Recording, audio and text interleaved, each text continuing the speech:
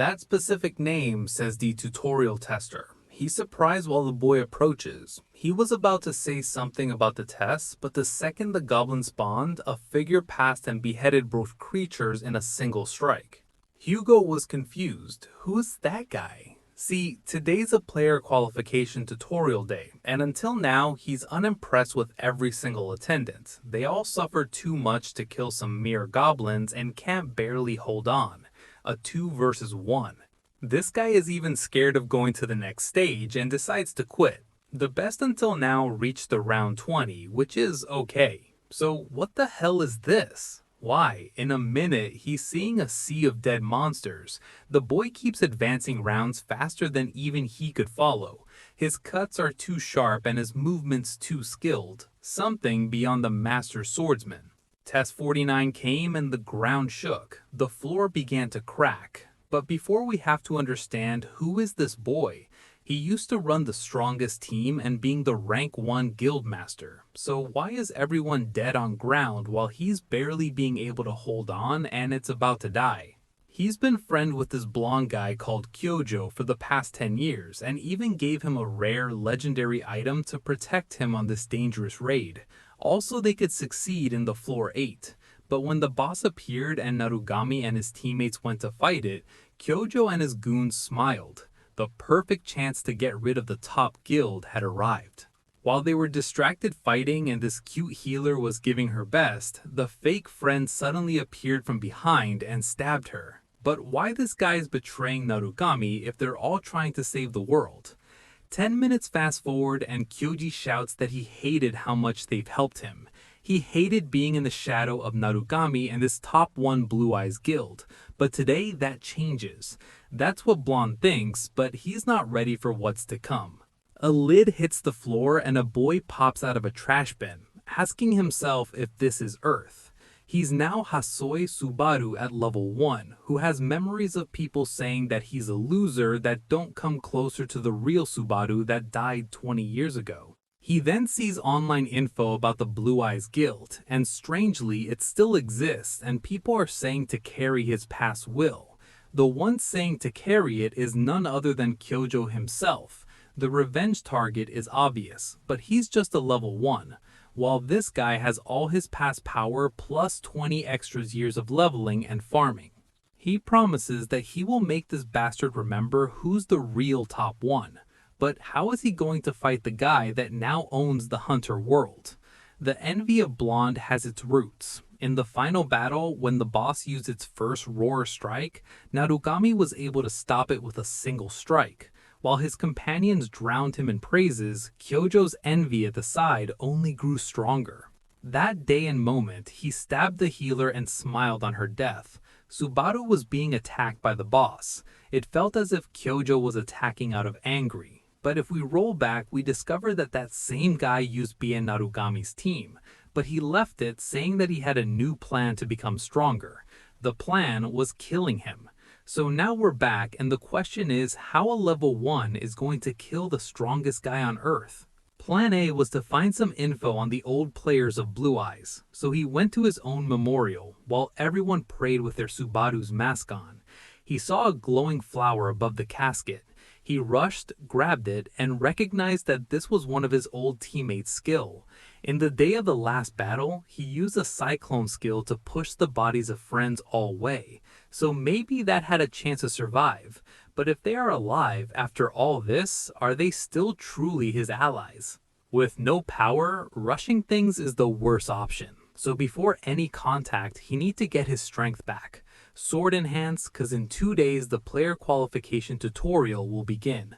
The good part of Kyojo being alive is that he can be killed eventually. Now we're back at the test day. The moment he achieved the step 49, the place trembled. The floor crackled. Hugo shouted for him to run. Was he thinking he was Narukami Subaru for some reason? The Goblin King spawned furious seeing the sea of green bodies. Baldi asked for him to forfeit and the boss advanced. Hosoy dropped his sword, grabbed iron nails from a mace at the floor and hurled them directly at the boss's eyes. The creature staggered back, and the moment it struck down, Hosoy's sightless precision came from training with this goth babe. If that was my trainer partner, I would also be that precise. One to the jugular and multiple to the body. The unbeatable king was already exhausted, and like nothing, it fell face first to the ground. Hosoy casually grabbed his sword and finished him off. He was the first one to defeat the Goblin King and clear step 50. However, Subaru was very worried about having such a monster in the tutorial. Anyway, the boy began to level up like crazy and also gain access to the tutorial shop. He had 2,500 credit points, but it was his first time seeing the shop. He had several things he could buy with the current money, and some things were really good.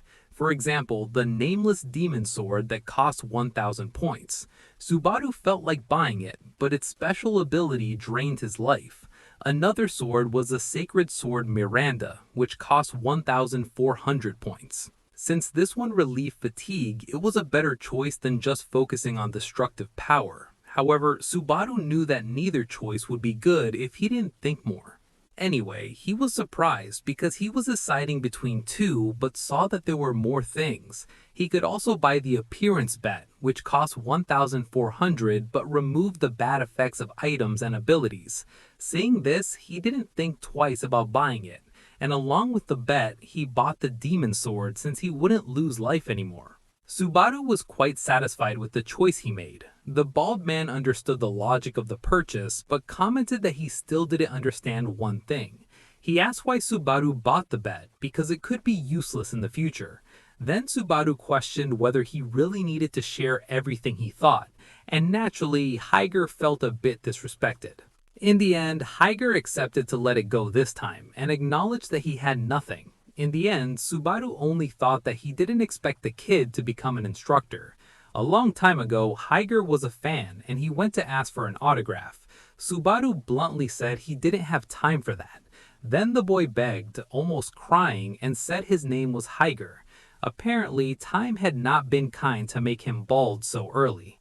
Anyway, Subaru said he didn't want to answer anything and asked for the results to remain a secret. Without hearing anything, Higer said he would teach the boy to be a good citizen and asked if Subaru would join the Knights Guild, but Subaru replied no. Hosoy panicked and tried to say how lucky the boy was to have an instructor guiding him. However, the protagonist simply went upstairs, leaving the bald man alone and sad. Seconds later, on the second floor, called the Starting City, it seemed like a fair was happening. Everyone was selling their goods. But Subaru was worried. He had gained an impossible chance, a second opportunity to change everything. Having lived this once, Subaru knew he had to do things better than before. This was for his comrades, who must be waiting for him, and to finish his revenge. In the Starting City, there was a private training room. There, it was possible to test skills or equipment, and it was free to visit at any time. The receptionist pointed to training room number 1. But the protagonist asked to go to the 5th.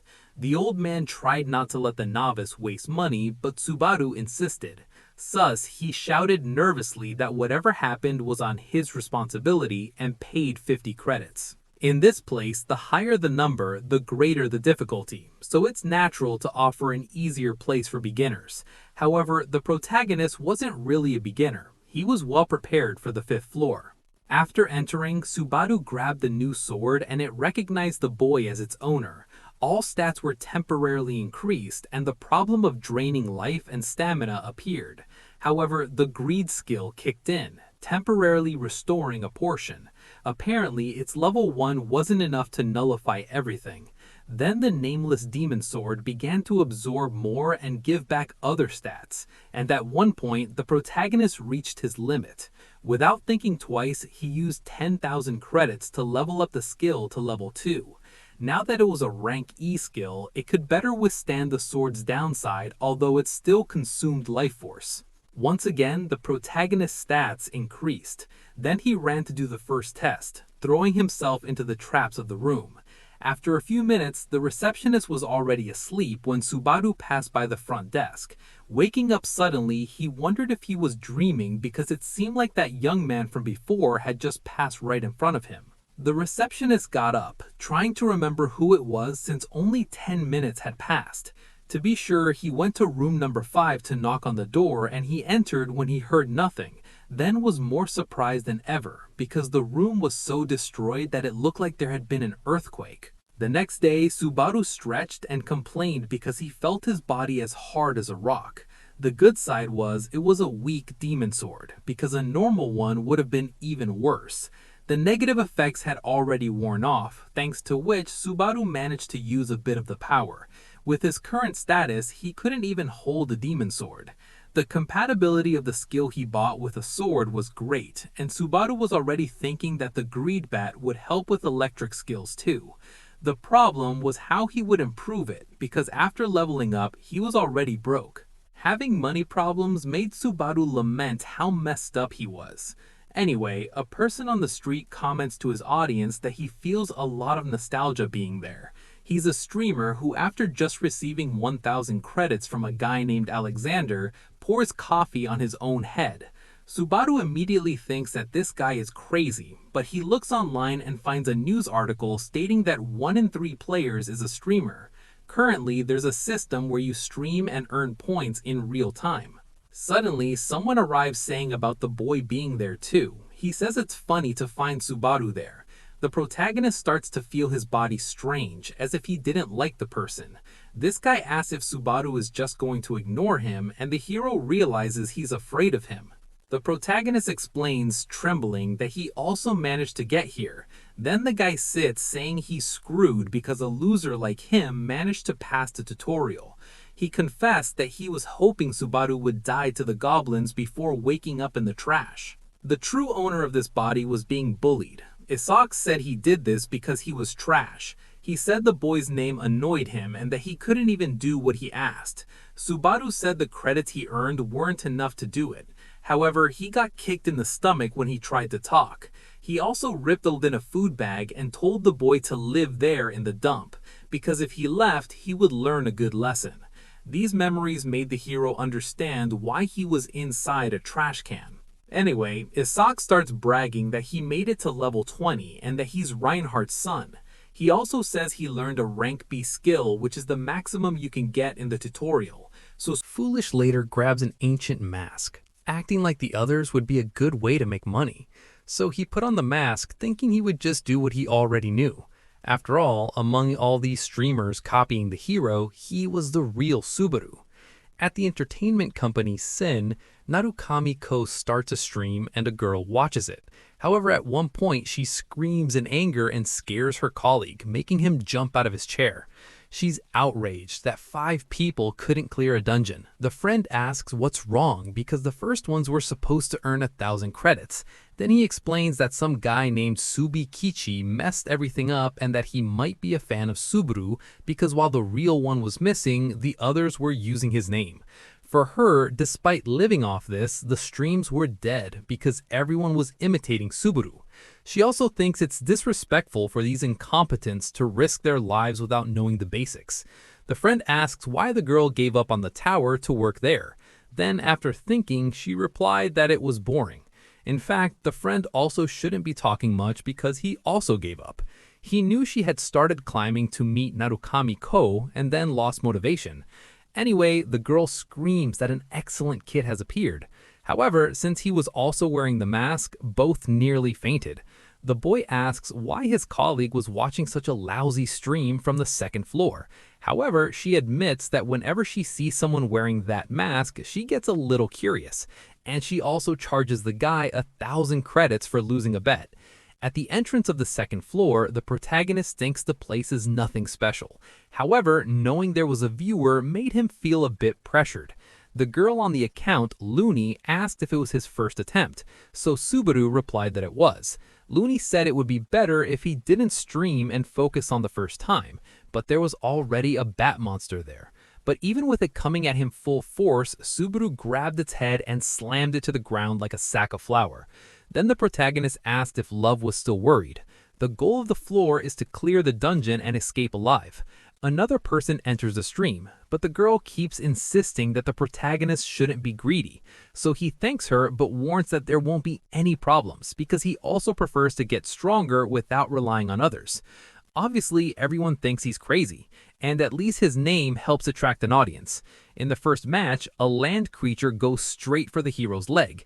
However, he draws his sword and defeats the monster, saying that for now, he will rush quite a bit. He defeats the mud merman and earns 2 achievement points. After that merman, several of those giant bats appear flying, but the protagonist cuts them all down with a few swings of his sword. None of the viewers managed to see what just happened. Defeating those bats also gave 2 points, and the merman 4 points. That's why the hero said that if you pay attention to the sound, you could notice how many were coming and from where they were coming. And as the viewers were very surprised, Subaru said he would talk more. It still wasn't enough. He wanted to earn as many achievement points as possible. People were debating whether he was right to be quiet or was about to take a big hit. And it seems that way because the protagonist arrives at a place that looks like the bat's nest. When they notice Subaru there, the chat becomes very worried. But one person leaves a mission of 100 credits to the protagonist if he kills them all. The people think the guy is trolling, but Subaru thanks for the 100 credits. Back at the streaming company, the boy shouts asking what his colleague is doing focused on that.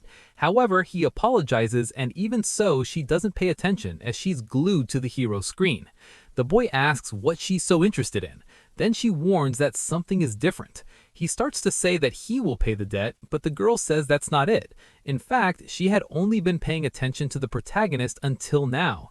The boy really can't understand, but it made sense because he was exploding all the monsters alone, so that habit of paying attention to those wearing the mask paid off. In the past, Subaru was praised because even when he was countered, his breathing and focus remained the same. To others, his technique seemed light all the time, as if he already knew what the enemy was going to do. Then the protagonist thought a bit, but replied that he had no idea he was doing anything, and it had to be explained that normal people couldn't imitate him. Shigeru also found it strange at first, and then Subaru realized that the key was making eye contact to make decisions. The one-eyed bats always attack by lunging their heads forward. Therefore, the more they have, the more openings they show, and Subaru takes advantage of this, using one to cut them all at once. For the viewers, the explanations were like, if you move your foot, you can walk. In the end, Love Narukami reminds the boy not to forget to collect the credits, but he fiddles a lot with the player kit and stays silent for a good while, until he finally admits that he doesn't know how to accept. The viewers can't believe he's so clueless, but Love helps the protagonist, so the boy doesn't waste time and heads straight for the next objective. At the suit company, the girl screams with happiness. She says this is very bad, but her face showed she was loving it. As the boy complains, she asks if he's ever seen anything like this. He comments that the second floor isn't exactly easy, but the girl disagrees that makes the hero any less amazing. She becomes so dazzled that she starts to believe it's destiny, and she also accidentally guesses that he's the reincarnation of Narukami Subaru, like in manhwas when the subject is Subaru. The girl gets dizzy just talking about him, but the friend named Saigon cuts her off before she starts thinking about going after the protagonist. That was exactly what she wanted to do, but Saigon was thinking like an investor. He said that if they talked about this to the boss, they would get scolded. So the two argued, but Love gave up just for now because she continued watching the hero's livestream. Finally, the protagonist is in the most important area of the dungeon. There was already the final place to complete it. Then he leaned against the gates and they opened by themselves, revealing a monster that was sleeping inside. That monster was the warrior wolf named Greg, the boss of the floor. The mission's objective was to earn the respect of the warrior wolf through a test. The system never said this was a monster to be hunted. It was a guardian, but someone offered 3,000 credits if he could defeat the wolf. In the protagonist's reality, that amount was quite large, so he became worried. In the end, the monster started to move little by little until it got up from the ground and began to talk to our hero. The first thing the wolf asks is if the protagonist is really alone there. Then the hero asks him to check if he wants. Greg admits that he finds him interesting and that he smells like a very good warrior. The wolves of the warrior tribe can differentiate scents and scents that reveal what a person is. Basically, in a second, the wolf gives permission for Subaru to continue advancing, but the hero apologizes and informs that his objective is Greg, which leaves the wolf quite confused. Subaru explains that he has a mission to kill him, and having sensed the smell, Greg is able to understand.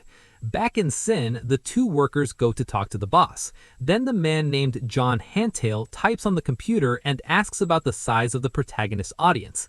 Sei Shively says it's about 20 people, but Love interrupts and proudly comments that it has already surpassed 30. The boss asks if the two are joking with him. The girl's real name is Hatsuka, and she gets scolded for not bringing someone with potential. The boss believes it would be better for her to become a streamer because she's quite skilled, but the girl simply ignores it and informs that Subaru already has 40 people live.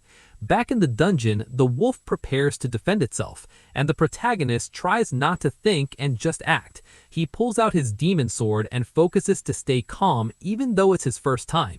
The monster leaps to attack the hero with great speed, and he defends himself at the last moment. Greg pulls out his sharp claws and tries to slash the boy. He starts to be pushed back, then realizes that the enemy is quite strong. As he was already thinking, defeating him with brute force was impossible, but he had another idea for this and began to focus on dodging for now. Greg praises the protagonist even though he says he has no chance against him, but the hero strikes the monster's claws at the right moment to make a perfect defense. Unfortunately, he ends up with his back against the wall, so the monster says he had a bit of fun in this fight and tells the boy to say goodbye. When Greg attacked, Subaru focused everything on fleeing beneath the warrior wolf. As he noticed the wolf's attack pattern, he made the monster hit the wall and get stuck so he could attack.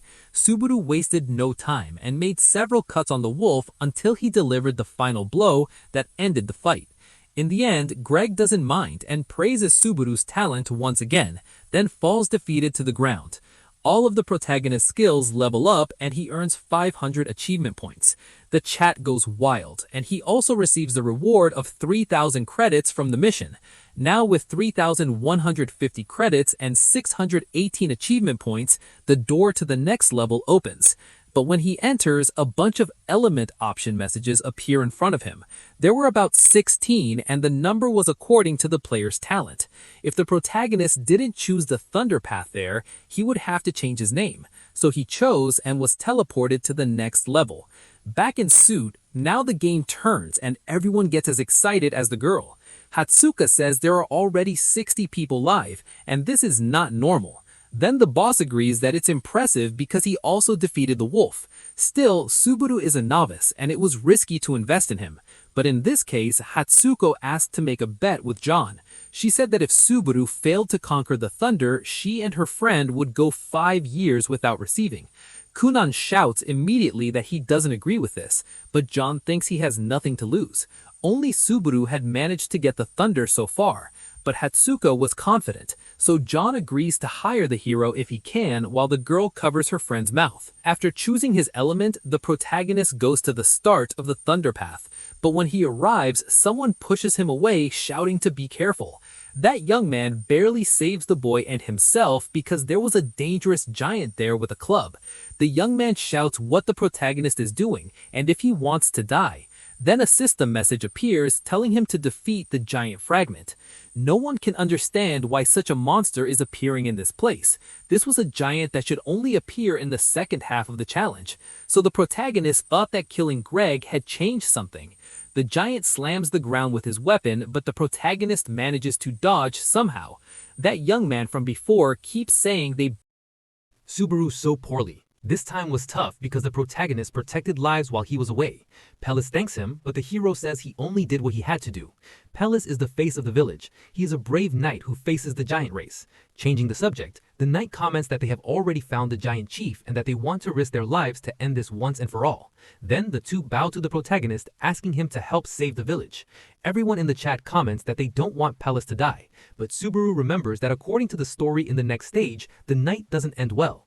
Anyway, he asks the boy to lift his head and saying he understands, he says he will help with everything he can. Thus, the knight thanks him and the fifth stage begins.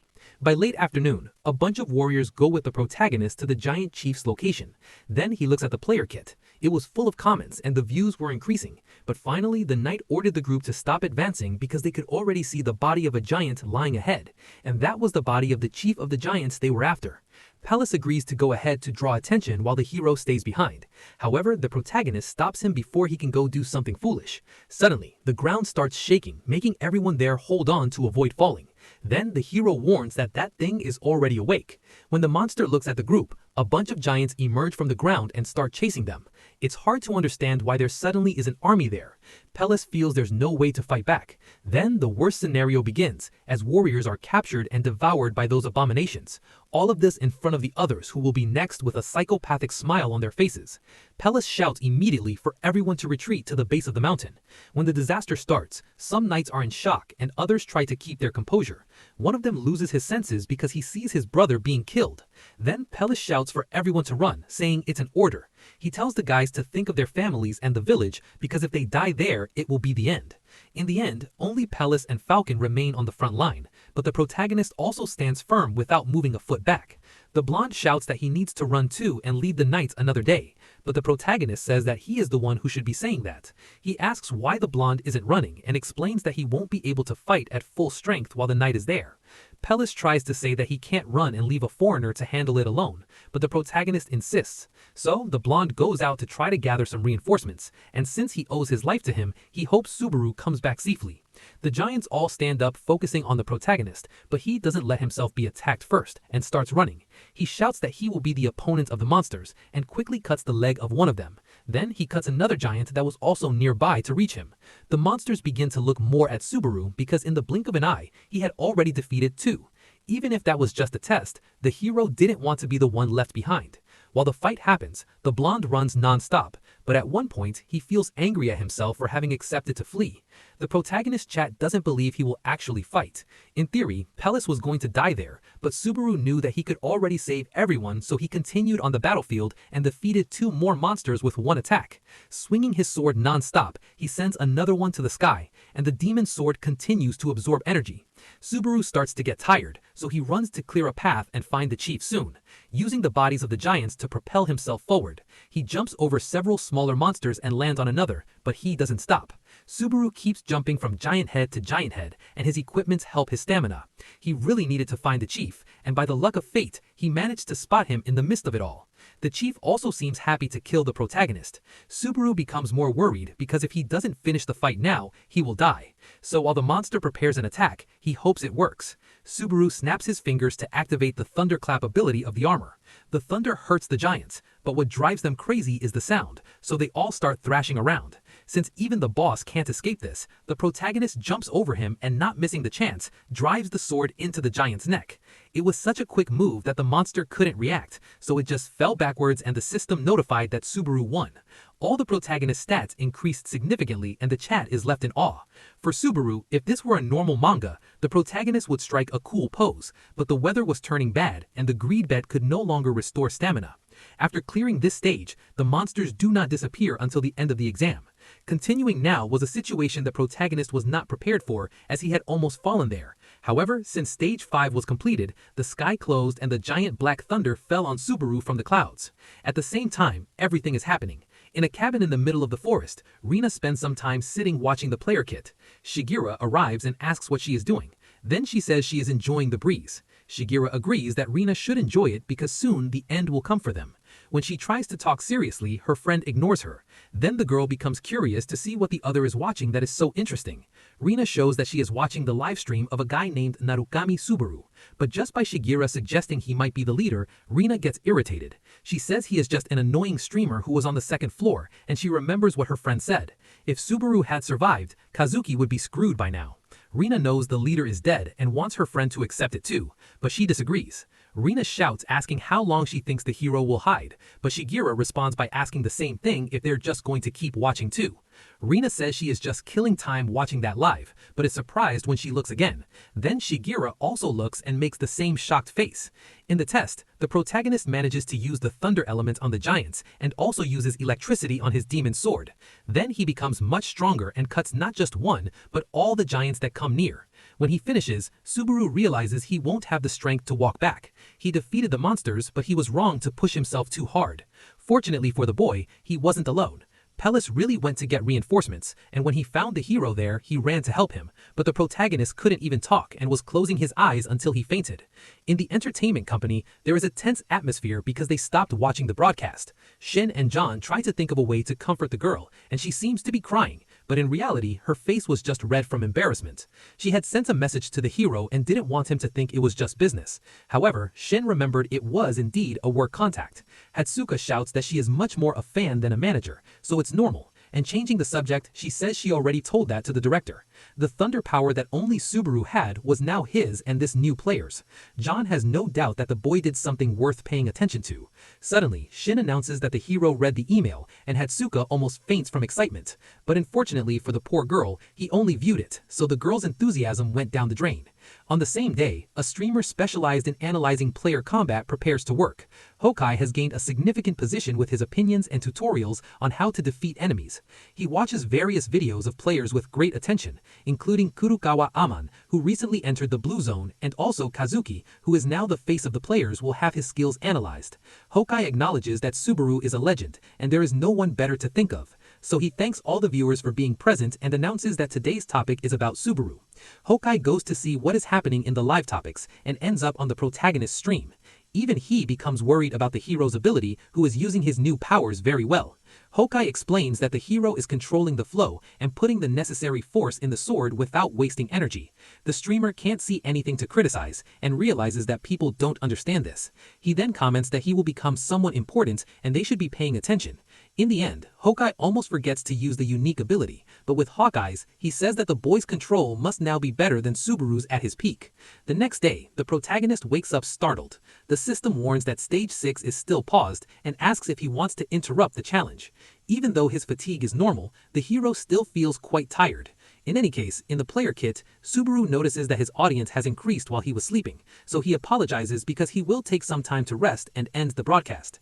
The protagonist teleports to the waiting room of the challenge and sees a gate ahead. Then another message from Hatsuka arrives, asking him to pay more attention to the proposal.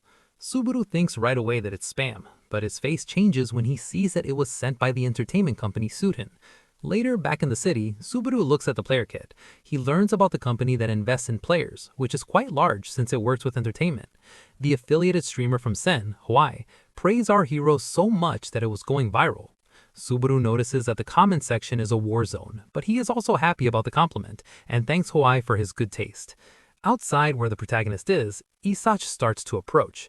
When he hears the news from Hawkeyes about the hero having potential, he gets very angry because the boy is only on the second floor. Isach has to control himself a lot to avoid losing it, but when he enters a tavern, he becomes much happier because he finds the protagonist inside. Isach tries to talk, but Subaru ignores him, so he goes to the table and throws the hero's hot coffee cup on him. After getting attention, the boy apologizes and pretends he is just now seeing the guy. Isach comments that the second floor is quite a small place, but the hero still doesn't pay attention. Therefore, the blonde asks again for the coffee and the sweets he requested the first time, but he gets furious because Subaru was about to leave. He shouts that he warned last time what would happen if he kept doing this. Then he grabs the protagonist and tells the hero to apologize if he doesn't want to die. But the hero pushes Isach's hand away and says he doesn't have time for this nonsense anymore. He squeezed so hard that the blonde's hand almost broke. Thus, Subaru leaves saying it's his payback for the coffee the other spilled. Isach tries to stop him, but Subaru doesn't look back and slams the door in ignorance. The blonde confessed that he wanted to climb the tower peacefully, but after being treated like trash like that, he changed his mind because he thought he was being too soft. Outside the cabin, the protagonist looks at the kit and sends a message to someone who will receive it at that wooden house in the forest, because he had sent the message to Rina asking to meet it. In a dark cave on the second floor, several monsters have been defeated by the protagonist. He prepares to enter the boss room, which is where the Lizard King is hiding. The protagonist's greed bet is at level 3, so he's getting used to it. Suddenly, a spark of fire turns into a giant lizard called Salamander, which is the boss, and he runs like crazy. To avoid an accident like last time, Subaru wanted to test the lightning to see how far he could go. First, he puts the thunder power in his feet and jumps high to cut Salamander. Subaru acts like his old body, but the monster unleashes a fire blast to kill the boy before he ascends. Then he puts the thunder power into the demonic sword and cuts the fire, but fatigue rises. Finally, on top of the monster, the protagonist uses all his strength and splits it in two, finishing the dungeon with a foot on its back. At the exit of the dungeon, the hero sees that his fatigue is decreasing more slowly and that he still has plenty to spend. The problem was that to increase the greed bet, it was now 40,000 credits. Subaru just wanted someone to show up with a good job for him. But at that moment, a person appeared in the back of the forest calling his name. This person was already laughing at him for trying to level up there, and said that despite knowing each other since childhood, he is still very surprised. Subaru says he is persistent, so Isach quickly states that his patience has limits, and very close to the hero, he comments that he thinks it's better for this to be the last meeting between the two, which makes Subaru curious. Back in the main part of the starting city, the boy with hawk eyes enters a regular wine cellar. Inside, the president of the Sen company, John, calls for him to come sit down. The two talk about normal things, like how work is going well. Then Hawkeye says it's more or less. However, John says that it's normal, and that his audience won't just leave for no reason. Anyway, the two quickly get to the main topic, which isn't just having a cup of tea. The president wants to know about the evaluation Hawkeye made of the protagonist, so as he has already said, he repeats that his talent is greater than Subaru's. John doesn't question his friend's intuition and reveals that he intends to hire him as well. For this reason, the hawk-eyed one says that the president has a good eye for business. After hearing his colleague's evaluation, John is sure he should hire Subaru. Then he asks the streamer to collaborate with the protagonist to increase views. Back to the protagonist fight. Now only the two of them were there, and the hero agreed without fear. Isach starts saying that bad things happen when you enter a dungeon alone. He also mentions that the boy got this far by luck, mocking him for wanting to be Subaru. In fact, the blonde wanted the name of the blue-eyed leader to disappear because everything about him irritated the boy. Subaru feels a bit exhausted, living in a time when everyone has some feelings for him, so he asks why the villain is so obsessed with bothering him. Isach immediately says it's because of the name, but Subaru replies that everyone seems to like his name. To explain, the blonde reminds him that the protagonist knows who his father is, but the hero still doesn't understand. Then Isach says again that he is Reinhardt's son, which makes Subaru remember the saint of the one-hit sword. In the past, Subaru won a fight and caused a huge uproar. Subaru from the Blue Eyes Guild had suddenly appeared and defeated Reinhardt from Runeterra. All of this with just one attack, and in less than 1 second. Then Reinhardt wanted to keep fighting, but after trying to get up, he fell flat on his face.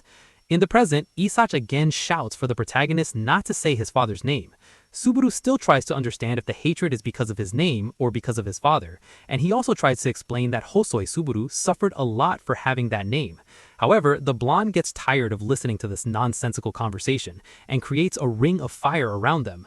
Then, with his hands full of flame magic, wanting to end this quickly, he tells Subaru to shut up and just die already. Isach says he hates Subaru and also hates how everyone treats him like a god, although from what he knows, it's because of him that his guild was exterminated on the 8th floor. Isach says that's what they deserve, and hopes they are burning in some hell right now. The blonde throws a fireball saying that the hero's luck ran out when he was born with that name, and it explodes on top of him. Isach huffs in exhaustion, complaining that he didn't control his strength very well, but he's happy just thinking about going after the masked streamer next time. Then when he hears the word masked, the protagonist emerges from the explosion, wearing the mask and asking if they are talking about him. Isach screams that the boy is impossible to be fine after taking that fireball to the face, but the protagonist says he doesn't like it when people shout, and not less to hear an idiot like the blonde. Then he punches the boy right in the stomach, making him fall to the ground on his knees. After the hit, Isach can't even speak properly, so the hero mocks his face. Isach can't believe this is happening, so Subaru invites the boy to play a game. He asks his colleague to guess if he is Hosoy Subaru, the masked streamer Narukami Subaru, or maybe even the real Narukami Subaru from the Blue Eyes Guild. Isach starts to understand that the protagonist is the famous boy from the streams, but for a loser like him to get the thunder element, he doesn't think it's a big deal.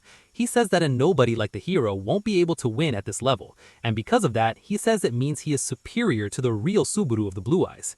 Isach lunges at the protagonist, exploding with rage, but now Subaru reacts brutally, cutting the blonde's arm.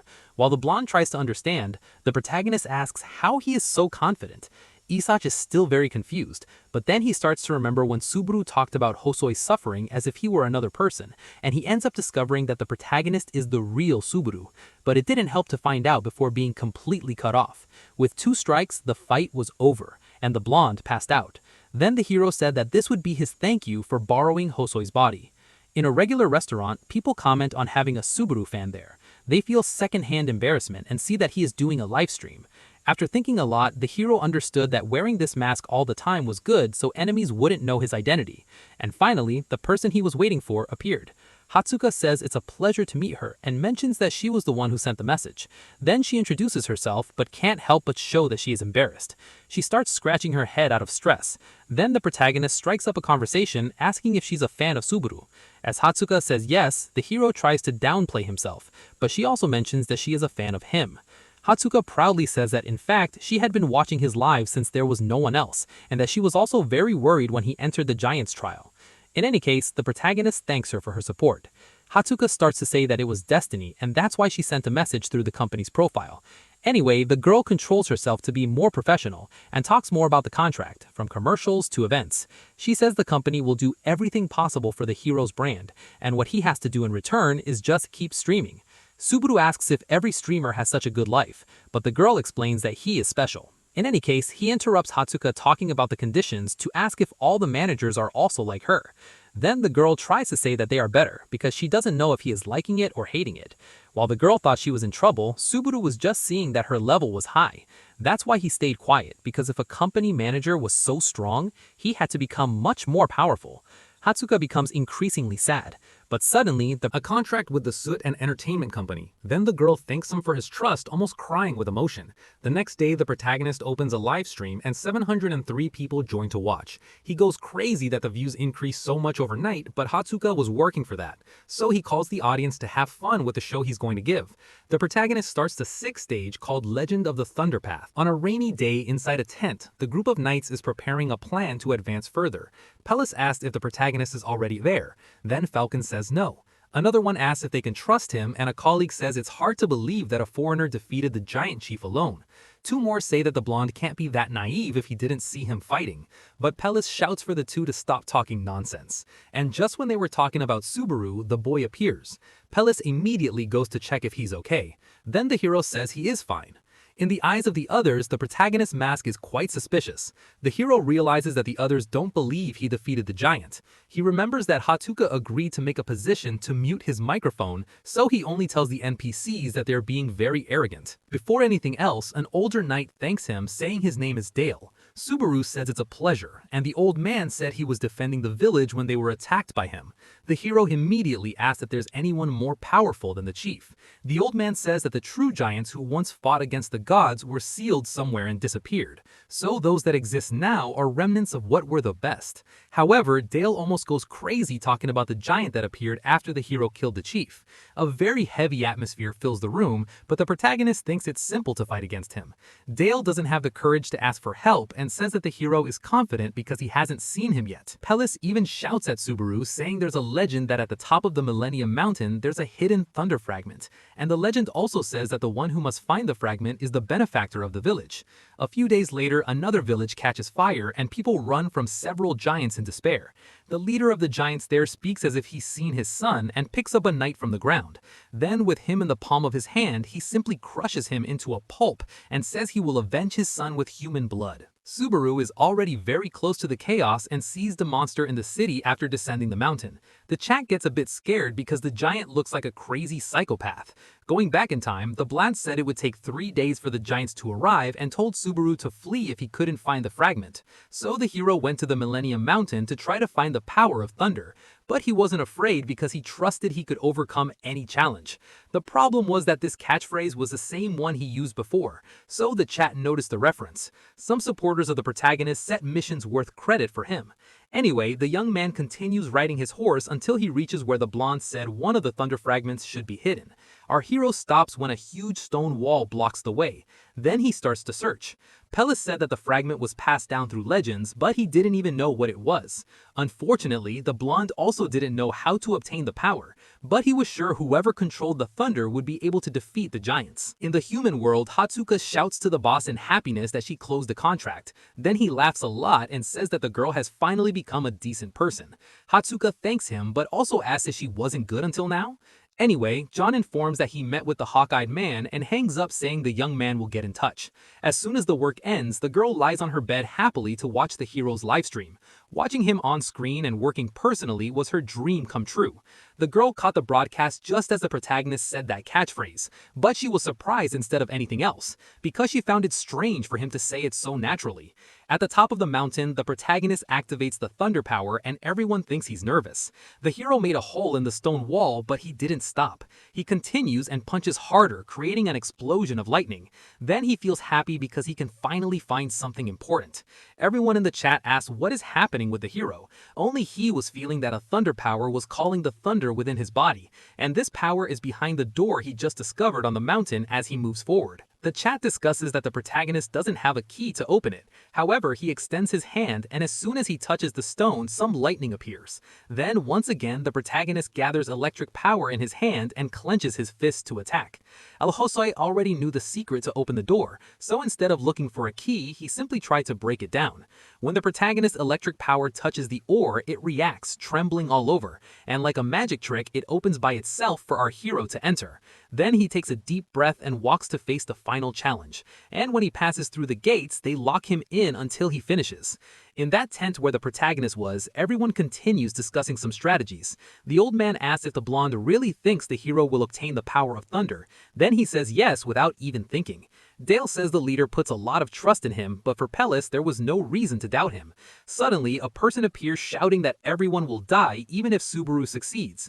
He trembles in fear on his knees and says that the colleagues there don't know the power of the giant they will face. Pellis goes to the boy asking if they should give up then. The blonde really wants to believe in the protagonist because they were saved by him once. However, the boy says it's easy for Pellis to say that when he hasn't seen the monster. Out of nowhere, the tent starts to shake and things from the tables begin to fall. Then a knight enters the place shouting that the enemy is here, which takes everyone by surprise because they didn't expect him to arrive so quickly. Inside the cave that the protagonist opened, he walks trying to find what the test wants him to do. Some say it doesn't seem to have anything, and a few mention interesting things like how thunder can be so fast that it can't be seen. Subaru then tries to find something he isn't seeing. He closes his eyes, remembering that the name of the challenge is Thunderpath. The strongest power he was feeling was coming from beneath his feet, so he had an idea. He picks up a stone from the ground and throws it far with all his strength. As electricity disperses in the air, it becomes invisible to the human eye. But as far as it goes, it gets stronger. Then the protagonist's stone is destroyed a few steps ahead. Even knowing it's a test, the only choice he has is to keep moving forward. Then the hero thinks it must be some kind of cruel endurance challenge where if he can't pass, he will die. Several people give missions to the protagonist, and some tell him to stop to avoid dying. But he thanks them and continues on his way. In the forest cabin while preparing dinner, Shiguri looks at the player kit with great attention. So much so that when Reina appears, she jumps from her chair in fright. Reina is startled too, then asks if her friend was watching something suspicious. Obviously, Shiguri says no and that she's just a bit tired. Reina in turn teases her by saying hair usually grows more on perverts. In fact, since she was banned from watching streams, the girl had been bored. But Reina became curious because it seemed like she was being kicked off the couch. She gets so anxious that she yells a lot at her friend. She tells the girl to rest somewhere else and to stop meddling in everything she does while turning off the kit sound. Anyway, Reina feels uncomfortable there and gets up from the couch to leave. Since she crossed the line, her friend says the other can stay a bit longer and eat, but Reina slammed the door in Shigure's face in anger. In any case, now Shigure can go back to watching the stream she was on, because if Reina had seen that she was watching this, it would have caused trouble. The girl thinks that even if they were different, Subaru wouldn't forget them, and it catches her attention how the protagonist behaves just like the leader, except for the part where he seems desperate for credits. In the end, the girl got distracted, so Reina's hand touched Shigure's shoulder, asking if she thought she wouldn't notice. And just by the girl's expression, it was clear that she was furious. In the Thunderpath cave, the protagonist continues to proceed very carefully, but there comes a time when he starts getting electrocuted and his progress is only 2.3%. Subaru can only endure because he feels a familiar sensation as he had to deal with this several times in the past. With 3.2% progress, it becomes clear that he still has a long journey ahead, but he pushes on because now that he knows the objective, he just needs to be resilient enough. The people in the chat don't understand why he isn't running because they aren't feeling his pain. Obviously, reaching the goal is the main thing, but if possible, the hero still wants to explore something else in the cave. Watching the stream from his home, Hawkeyes pays close attention to everything. He remembers that John said to collaborate, and that was something the boss didn't do. John mentioned that when it came to succeeding in his stream, it was only possible to control half of things. Hawkeyes knew that popularity would be measured by the types of players that existed. Narukami was still a beginner streamer, so Hawkeye just needed to do what he knew. This was a chance to ride a meteor coming at high speed and make him a shining star in the sky. People said that Hawkeye stayed in the analyses because he didn't have the confidence to climb the tower. But the truth was that like everyone else, he also wanted to reach for the stars. For a moment, he began to dream of being like Subaru and lost a bit of focus on the stream. He gets scared and quickly goes back to work, but sees that he missed something very important. Back to the protagonist's stream, he's still walking, but the closer he gets to the end, the more injuries he has. Subaru doesn't stop or complains of pain. Instead, he walks and endures everything in silence. It's said that the most powerful lightning is the one that penetrates deepest into the body. Now the hero has walked enough to have electricity within his heart and meridians, with progress around 20%. The meridians are opened and the hero gains 1 point of magical power. Random meridians are concepts of power, and just as the smaller meridians are like veins running through the body, opening them is like unclogging the entrances. In other words, the power of thunder entered the whole protagonist's body. Hosoy never went through the process of removing the impurities from the meridians, so the hero was improvising. Normally this is done with his own magical power, because using an external power is dangerous and brings excruciating pain. Even while bleeding profusely, the protagonist continues to move towards his goal. Rina feels sad watching this scene at home. She watches in silence. As a player, the girl knows what the hero is doing, but she doesn't know the reason. While moving his body, he's basically sucking an external power instead of his own magic. Everyone knows that the pain is immense, and that usually a person faints immediately. Even though death in the exam isn't a reality, the pain is real, so the girl almost cries wanting to know why he is going so far. With 50% progress, the opening of the smaller meridians is more or less complete. Therefore, the hero realizes he made a mistake. He was feeling so bad that he thought he was going to die and fail. In the past, Subaru often said that there was no challenge that couldn't be overcome. That was how he motivated his teammates, because in the end, he always won. But now he was regretting everything. For the hero, if he hadn't spoken with such arrogance, maybe none of them would have died with him. To make matters worse, Subaru remembers that the last words he heard from the blonde were about being arrogant. All of this was his fault, and he kept walking as far as he could. But eventually, the hero falls face first to the ground and can no longer even move his arms properly. After fainting, the protagonist wakes up in a green field with his old body and unsure of where he is. But when he turns around, he sees all his companions having some sort of picnic and is shocked. Shu, Sad, Kun, Iori, and Shigure are all there together. So despite it seeming very much like a dream, he runs to his friends. When he gets very close, Subaru starts to cry because everything feels so real. He laughs and says he had a terrible dream and wants to tell his companions, but his friends respond by accusing the hero of causing their deaths. Subaru becomes desperate, and the girl who was stabbed by the blonde asks why he didn't protect them after boasting so much about being good. A kind of red fire transforms the picnic's campfire. Subaru tries to scream and explain himself, but his friends turn into unrecognizable vengeful souls. The hero screams even louder, begging his companions not to leave him alone, and he becomes so desperate that he kneels on the ground and pleads, but an explosion ends everything. Back in the real world, Subaru wakes up realizing he went through a hallucination. With progress at 97%, he is still very injured, but close to the end. So despite the hallucination being bad, he is grateful for remembering the reason he is alive and what Kazuki did. In the test village that is about to be attacked, the entire population stands with the knights prepared to defend themselves, even though they are terrified because at least one of the giants has already passed the wall. The knights are trying to find where the real boss is. They also say that the hero must have fled, but Peleis shouts that he hasn't. First, they entrusted the future of the village to a stranger, and then they doubted the leader. That's why the blonde asked if the complainers weren't ashamed to call themselves knights. Dale quickly states that the leader is right, and that before blaming anyone, they need to protect the village. He draws his sword with magical energy and asserts that knights must protect and not be protected.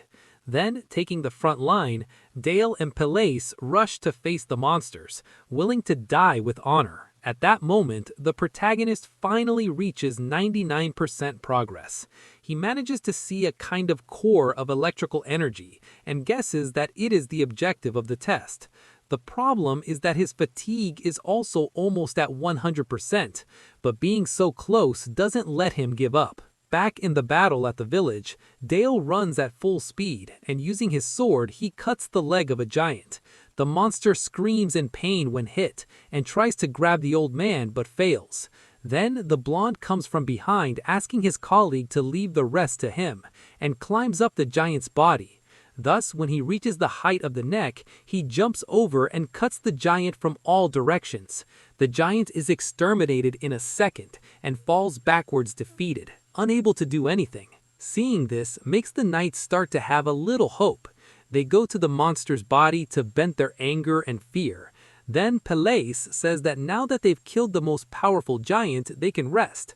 But unfortunately, Dale warns that this was not the boss they were talking about. While they still don't know, the other knights are surprised by the ease of the challenge. One of them thought things would get easier now, but suddenly he was crushed. Pelais and Dale can see from afar only the shadow, but the blonde already understands that this enemy is on another level. Returning to the protagonist's broadcast, after some time on the ground, he manages to get up.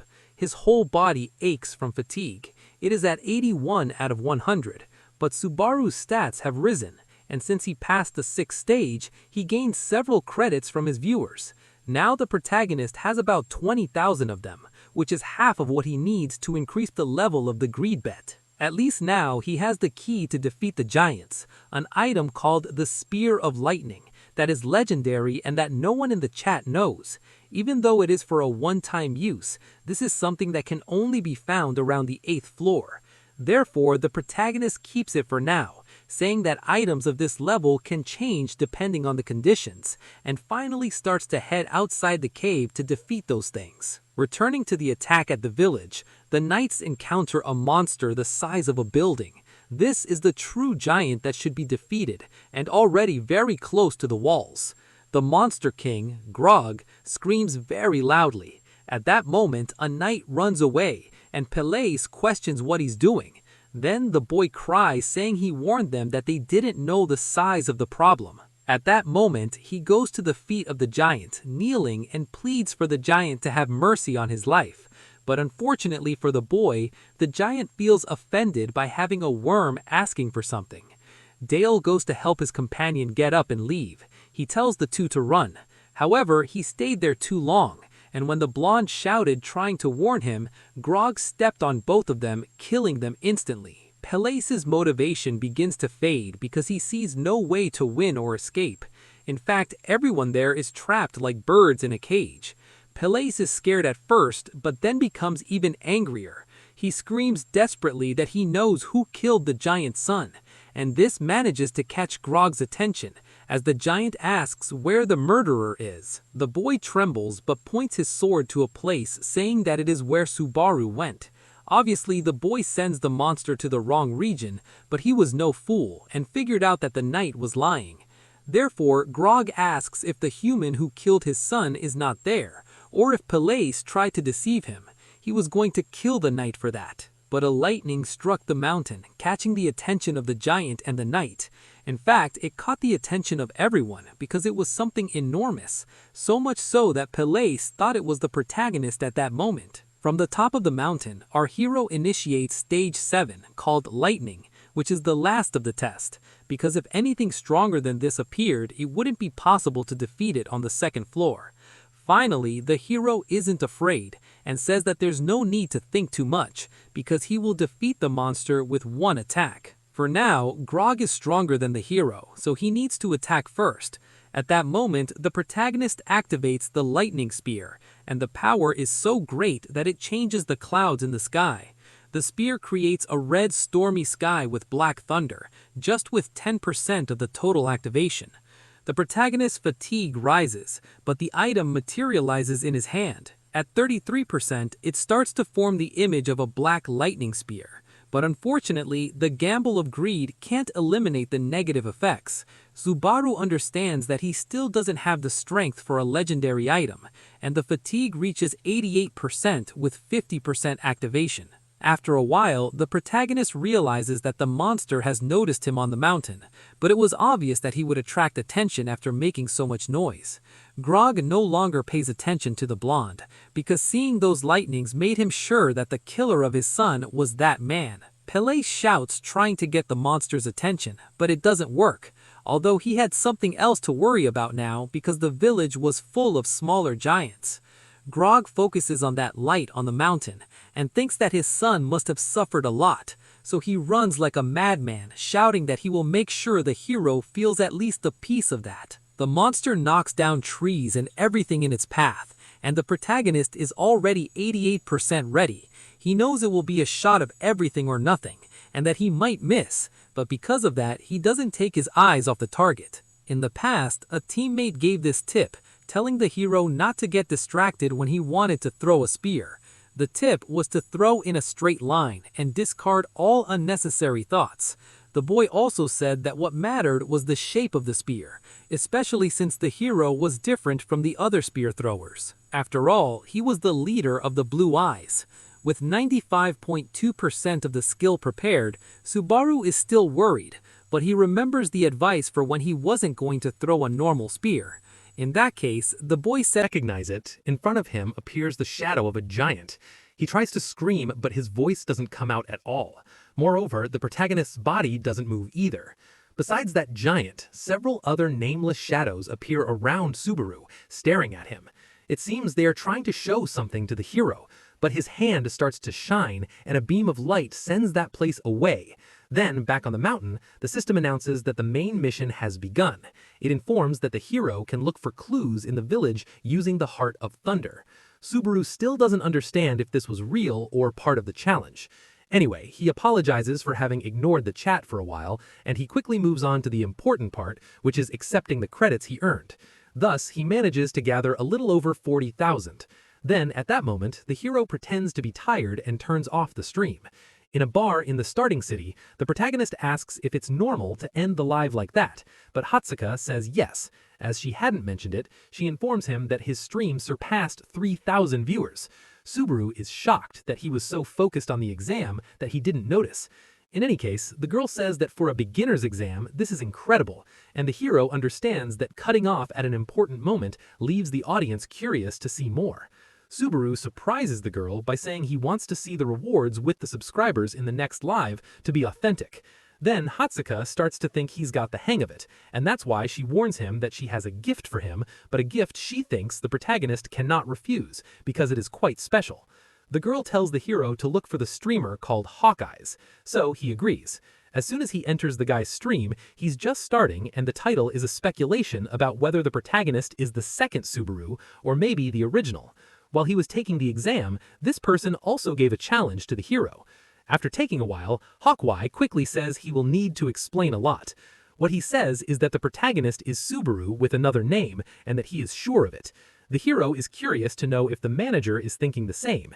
Anyway, the girl asks to make a question that might be rude. She knows it is the manager's duty to say this and knows it is wrong, but still doesn't change her mind. Hatsuka asks why the protagonist is a streamer. She questions because she thinks it is not for the money. So he thinks for a bit, leaving the girl with her heart racing, but he says it is indeed for the money and that there is no other reason. Hatsuka feels even more embarrassed. She agrees that money is important and apologizes for the question. Therefore, to try to make him forget about it, she starts talking about the rewards. Hatsuka gives some information about Hawkeye, like him being a long-time contractor, and lays out everything they planned together for Subaru's future. It was decided that Hawkeye would share the profits with a boy because he would do reacts to his lives. Then Subaru happily says he only hears good news in this agency. The girl gets embarrassed, and he says this is not a normal bonus. That's why Hatsuka asked if Subaru would want to work with Hawkeyes. On the way home, the first thing the protagonist thinks is that maybe he shouldn't keep wearing the mask all the time, and that he doesn't need to focus on wanting money.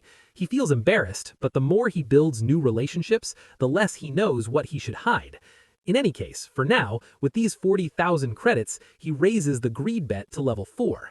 However, now with only 120 credits, he will need more money. At least when he lies down, he remembers that he will have the collaboration with Hawkeye's. Speaking of which, he takes out that flower he got from the museum, thinking that his companion must already know. In the manager's room at the company, she hides her face in the pillow even when alone, because for some reason she got excited by what Subaru said. Her mind invented the reason for him wanting money, that the boy must have someone sick or something like that. Therefore, despite being curious, she shouted that she wouldn't ask anymore. In fact, the moment Subaru said that only good things had happened was also striking, so she replied that she also liked him, venting her feelings with a punch on the bed, and she ended up with the impression that Subaru was a wonderful and noble person. Sometime later, on the 7th floor of the tower, inside a castle, a person trains his body. Meanwhile, he watches the stream of Hawkeye's, who said that the hero was like the Subaru of the past. However, this guy doesn't like that, especially since he doesn't even know who the streamer is from the comments. A subordinate informs that it is a rookie who already has an average of 8,000 views. So the Blue Zone guy remembers that he did that in the past too. As they talk about the player, he understands that Subaru is the guy who supposedly mastered electricity. From what he sees in the recording of the stream, he agrees that it is impressive, because it reminds him of what Sako Shuhei used to say, "Do not let your eyes stray when throwing a spear." Amen explains that he tried to learn everything from the Blue Eyes Lancer. After all, everyone who was part of that guild was the best of the best. For some reason, people forgot that it wasn't just Subaru who was a monster, and that their deaths were suspicious. Hawkeye continued saying that he didn't need to explain anything more. Then Amen and the subordinate get irritated, thinking the streamer is trying to go viral. The player turns off the TV immediately and asks why he had to watch that program. However, the subordinate explains that it was the guild leader who requested it. The thunder is the symbol of the Blue Eyes, and the Blue Eyes are the mother guild of the Blue Zone. The subordinate says they managed to get information about the hero being crazy for money. That's why he takes a cloth off a pallet and shows the player 100 gold bars. Then Amen is startled, but not because they are going to spend so much on the contract, but because Subaru only wants cash. Returning to the Thunderpath challenge, since the city is destroyed, people need to fix everything. The blonde leads the knights to help treat the injured and distribute medicine. But that worried face becomes happy when he sees the protagonist arriving after the battle. Peleus says they were very worried when he fainted in front of the village. The hero says he still feels a bit unwell, and the friend understands. Changing the subject, the hero asks to talk a bit, so the blonde suggests they chat later. This makes Subaru think it's really nice, and the chat wants the two to get married. Back in his room, the protagonist starts looking at the rewards. First, there was that heart of electricity that increased resistance to thunder and the power of electric attacks, but no one in the chat knows if the protagonist is happy or sad about it. Subaru was left speechless because the item was perfect for an electricity user. It was really amazing. Finally, the blonde knocks on his door, so he tells him to come in. What's different is that the knight enters with a basket of fruit in hand and asking if the protagonist rested well, as if he were his girlfriend. Anyway, the two don't touch the fruit and go to talk. The hero asks if the legends were true. Then the blonde says yes and thanks him. That's why the hero mentions he found something on the giant's body, an item called the Heart of Thunder, which greatly frightens the blonde. Subaru obviously asks if the friend knows anything, but he says no, which after that scare doesn't fool anyone. Peleus tries to say that all his knowledge comes from legends that are usually lies, but he says he at least remembers two legends well. The first was that the bearer of thunder would appear and defeat the giant, just as the protagonist defeated their leader. And the second was from long ago, when gods and giants fought over thunder. This was more like a legend within legends, and it spoke about the war that happened where the giants were defeated. So this Heart of Thunder of the protagonist was probably created by someone. The creator doesn't appear in the legends, but seems to have a purpose. Peleus says it's for humans to be able to use lightning, and that they need it to be able to fight against the gods and giants. That's why he believes this is an item to level the playing field. When the story ends, the system announces that the Thunder Path is over. The hero earns 17,000 achievement points that increases Thunder skill to level 3. His body begins to shine, and the blonde becomes desperate. Then suddenly the protagonist disappears and is teleported to the third floor called Ordinaral. He materializes there with a kind of teleportation base. The players see the protagonist there but are fed up because he is wearing the Narukami mask. Love, or Hatsuka, sends 1,000 credits congratulating the hero, but he doesn't respond because he remembers a memory there. In the past, when he first arrived on the third floor, it was where he met Rina. She was embarrassed because she had lost her friends, so she asked if the hero had seen someone tall like him or maybe even a bigger palm. Then the hero said he had, pointing to a corner and saying they must have gone that way. Rina ran immediately, but 2 steps forward she was already lost again and didn't know where to go. Seeing this, the hero called the girl to go together to find those friends, which made Rina very happy. But it wasn't as if the protagonist had anything else to do. Thus, the two introduced themselves. But despite it being a nice moment, he thought that if he hadn't helped, maybe she would still be alive.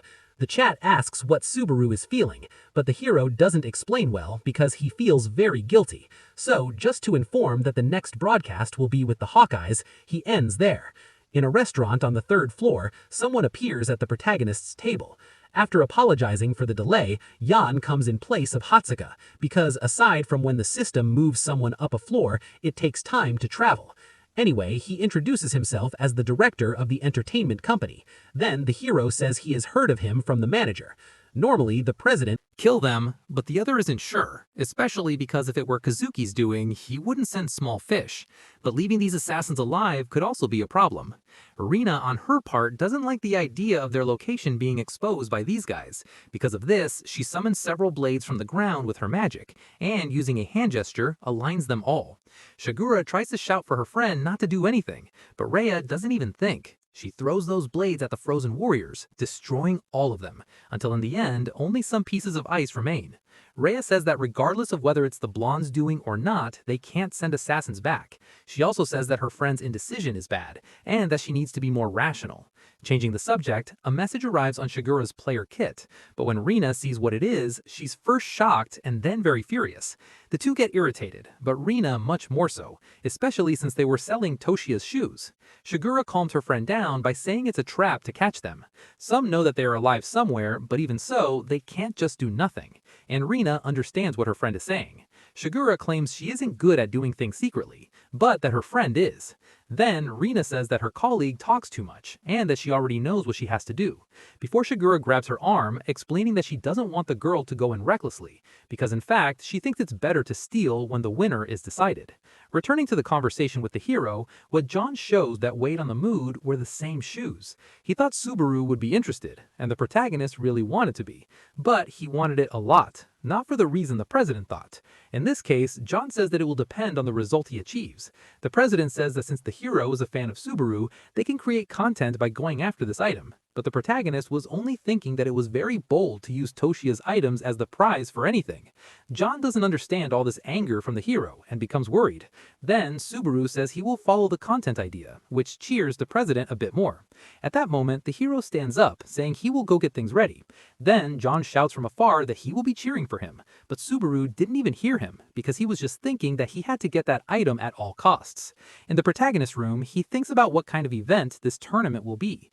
Subaru thinks it will be good if it's individual, but he also knows that he can't be that demanding. Suddenly, Hatsuka knocks on his door. As the manager finally arrives, the hero stands up and thinks about grabbing the mask. Thus, the two meet and Hatsuka is well dressed and embarrassed as always. The problem was that the protagonist was wearing the mask up to that point.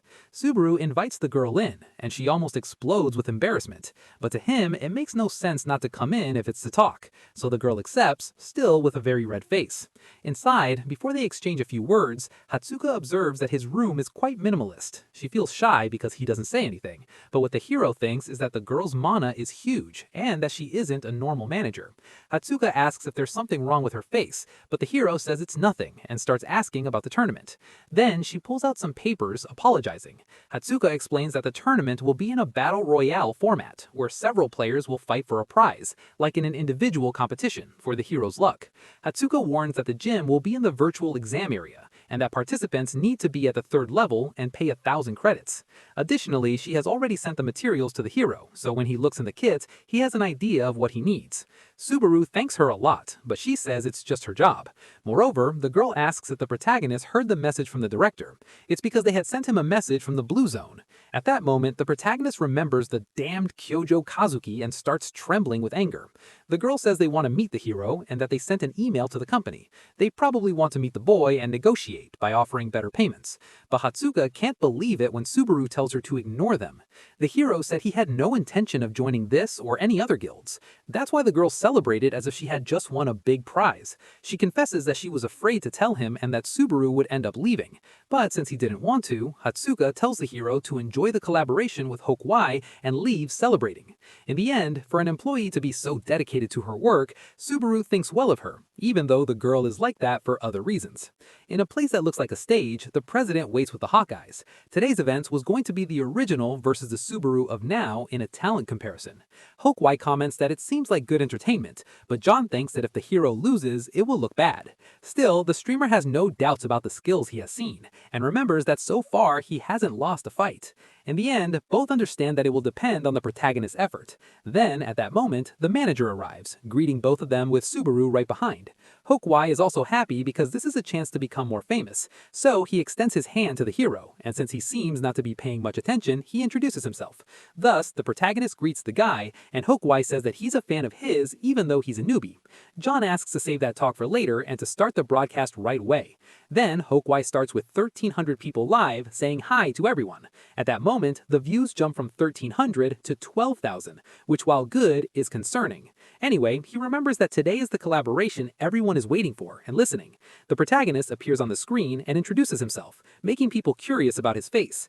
That's why Hosoy says that neither he nor the manager saw it, but at least the protagonist answers the question, saying he's quite handsome. Hosoy is going to be anxious because the hype in the livestream keeps growing. He sees that the vibe is really cool, and Subaru also responds that he doesn't have a girlfriend, which relieves Hatsuka. Anyway, without further ado, for the main event, with 20,000 people live, they start the test. A bunch of lights turn on, and several battle robots are shown in the gym. To explain the reason of the test, the streamer warns that it's perfect to know the control the hero has, and that secondly, it's good because the record of the real Subaru is still there. As the chat asks, the hero says he thinks he can beat the record. Then, finally, those stationary war machines suddenly start moving, and all jump towards the protagonist. Despite everything the hero has done, the chat doesn't trust much that he will beat the record. Some are in doubt, but everyone is very excited. One viewer leaves a mission of 10,000 credits if the hero kills 43, but he doesn't accept, because if he loses, he has to take off the mask. The problem is that other people put in more credits, so Subaru ends up accepting. And since the live is from Hosoy, he warns that they don't need to worry, because everything won will go to the hero. Thus, he asks the protagonist to pay attention and starts the show. It will be 3 minutes of fighting. And at that moment, several killer machines jump on Subaru. He activates his thunder power and starts defeating several at once, then grabs one machine's head and crushes it into the ground. Everyone is shocked that the hero eliminates the enemy without needing to use a sword, but he draws the demonic sword and manages to cut down half a dozen in one attack. The chat is stunned, but the machines keep appearing and coming at the protagonist. After 1 minute of the 3 minutes, he jumps over the enemies just like he used to in the past. So, in an aerial battle, he grabs the demonic sword, channels lightning power into it, and strikes the ground, sending all the nearby machines flying away. In half the time, the hero has already managed to kill 26, which was quite close to second place. Then the chat started crying over the credits they were about to lose. On the scoreboard, with 13 seconds left, the hero has 43 kills, and he continues to defeat those machines. With one more sword attack, he makes 42 kills, but he gets tired, and with only 3 seconds left, he knows he needs to keep going. So the boy uses all the strength he has and defeats one more enemy. Thus, time ends up, and the gym scoreboard shows 43 kills. The challenge ends, and although the hero didn't kill anymore since he tied the record, it now rises to the top. This was a historic moment, so the livestream already had 40,000 viewers. Hosoy runs out, unable to believe that the protagonist tied. He almost faints from excitement, and the chat starts to respect the hero more now. Moreover, they also respect Hosoy more for seeing that he's not a sick event. Anyway, the streamer announces again that he's streaming on his profile, but suddenly Reinhardt sends a gift of 10,000 credits, and it drives all the viewers besides the Hawkeyes completely crazy. Hosoy can hardly thank him properly for having a ranker watching his live, and Subaru remembers who he is. In another gift, the ranker sends a message saying he always watches the hero streams. Because of this, the protagonist thinks that his father must have found out what he did. But continuing, Reinhardt asks if the hero is interested in doing a collab. There's a silence when this proposal comes. John and Hatsuka signal for the protagonist to accept, but he declines, saying he needs to focus on his goals for now, which almost makes everyone have a heart attack. After saying this, Subaru changes the subject, asking his friend to clean up the mess, and leaves without saying anything more. John and Hatsuka ask why the protagonist didn't accept. John explains that collaborating with rankers of this level is something that almost never happens. However, the protagonist says that if it's really that important, he will become one, and there's an awkward silence once again. Hosoy quickly says that everything was very good, and that he will send the boys money, but he also asks to make a question. The streamer comments that Subaru didn't seem as well as in previous times, so Subaru is surprised that he noticed. And since there's no way to escape, he explains that whether he won or lost, he was screwed. In fact, the focus of the live was to grow more, but breaking all the records wasn't good. If he had won, he would gain quick fame, but the rivalry would die. Now if he had lost, people would say that Subaru was a braggart. That's why the hero sought a result that wouldn't cause controversy. Hosoy asks if the protagonist could have broken the record, but Subaru also decides to leave his friends curious. After all, he can no longer change the result, and now it would only depend on how people would interpret it. At the ranker's house, he gets furious and punches his own table. This is number 121 in the ranking, called Reinhardt, the leader of the Golden Lion Guild. As soon as the Hawkeyes finishes the live, a subordinate enters, scared, asking if something is wrong. Then the blonde warns that he is furious with this rookie Subaru. Reinhardt informs that the boy simply refused his offer. He intended to defeat him in front of everyone and put an end to these rumors. Reinhardt doesn't care at all about the credits he lost. It was more about his pride. Anyway, the subordinate grabs the player's kit and returns it to him. Then the blonde asks about the other thing he requested. It was about Isak, and they were still looking for him, but he had already disappeared a few days ago. Because of this, the ranker grabs the subordinate by the throat and lifts him off the ground with force. Then he asks if the henchman is trying to mess with him too. The boy almost loses consciousness, and at the last second, the ranker throws him against the wall. Thus, the boy falls to the ground very hurt, but Reinhardt continues asking if he will complain. Therefore, at that moment, the boy kneels, begging for another chance. The next day, Hatsuka calls the boss and seems quite tired. When he answers, she says good morning, but John immediately starts cursing her out because the girl can't hide her unenthusiastic voice and have an important conversation right now. John talks non-stop, but the girl quickly gets to the subject of the collaboration with Reinhardt. She asks if they really need to do it, but the boss's opinion is very clear. Hatsuka has to try to convince him. Honestly, John says that the protagonist's mindset is good for a player, but the girl hangs up because she has already made up her mind. The girl can't stop thinking that this will be a good opportunity for the hero, so she wants to try to convince him. When the doorbell rings, the hero opens looking like he has a clean face, but in reality, he is still wearing the mask. Subaru asks if the girl wants to see his face. Then she says no, but starts talking so much that it seems like she does. That's why the hero asks why everyone is so obsessed with Subaru. Hatsuka replies that it might be because he was born with bad status, or because he is just nice, but also because he was their hope. The girl explains that the protagonist may not know, but the first time he climbed the tower, there was nothing. You could only see monsters everywhere, no money or food, and it was a miracle to survive. But when a person climbed, they earned credits, and gradually humanity changed the place. In the past, it was the great players who created the hope that the tower could be conquered, that it was a world they could enter. And the one who played the biggest role was Narukami Subaru, because his achievements were not just about climbing floors, but being the first person to prove it was possible. The hero asks if the girl thinks that way too. But about that, she says she will keep it a secret, just like the boy with the mask. Anyway, Subaru apologizes for them talking there, inviting the girl to come in, but she gets very embarrassed, says she is leaving, and this time she really does. In the end, she couldn't talk to Subaru about the collaboration, but she was much more shy because the boy invited her in every time. Sometime later, the hero goes live, and immediately a bunch of people sends paid messages to him about collaborations. People also want to know which faction he will choose on the third floor, basically paying to get some good information. At the beginning of the third floor test, the system lets you choose between the Ottoman Kingdom and Conrad. The faction changes everything on that floor because each kingdom hates the other. So the hero chooses the Conrad kingdom, which has 3% of the players choosing it. In the resting area of the Conrad mercenaries on the 3rd floor, the hero enters and they immediately focus on him. A bully was waiting to find a newbie to mess with, so he goes up to the hero and bumps into him.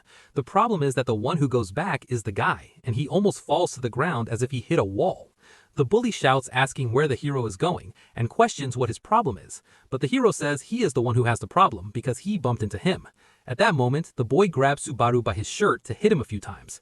This is Vulture, who is known for intimidating E-rank mercenaries.